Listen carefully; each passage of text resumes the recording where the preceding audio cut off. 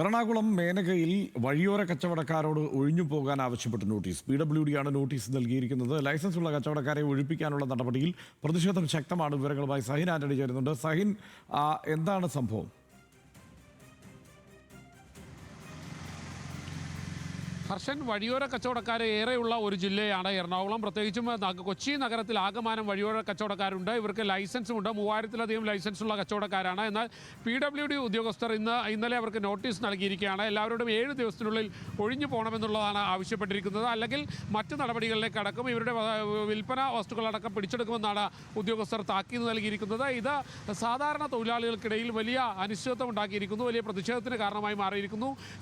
പല കുടുംബങ്ങളും മുന്നോട്ട് പോകുന്നത് ഈ വഴിയോര കച്ചവടത്തിലൂടെയാണ്. നമ്മൾക്കറിയാം, ഒരു കുടുംബത്തിൽ കുറഞ്ഞത് 4 പേരെങ്കിലും ഉണ്ടാകും. അവരൊക്കെ ജീവിച്ചു പോകുന്നത് ഈ വഴിയോര കച്ചവടം കൊണ്ടാണ്. വർഷങ്ങളായി വഴിയോര കച്ചവടം നടത്തുന്ന മനുഷ്യരാണ്. ലൈസൻസ് ഉണ്ട്, എന്നിട്ട് പോലും ഉദ്യോഗസ്ഥരുടെ ഭാഗത്തു നിന്ന് ഒരു ഇളവുണ്ടാകുന്നില്ല എന്നുള്ളതാണ് അവരുടെ പരാതി. എന്തായാലും 7 ദിവസത്തിനുള്ളിൽ അവരുടെ ഒഴിഞ്ഞു മാറാനാണ് ആവശ്യപ്പെട്ടിരിക്കുന്നത്. എന്നാൽ തങ്ങൾ ഒഴിഞ്ഞു പോകില്ല എന്നുള്ളൊരു നിലപാടാണ് കച്ചവടക്കാരും സ്വീകരിച്ചിരിക്കുന്നത്. ഹർഷൻ, സഹിൻ ആന്റണിയാണ് വിവരങ്ങൾ നൽകിയത്.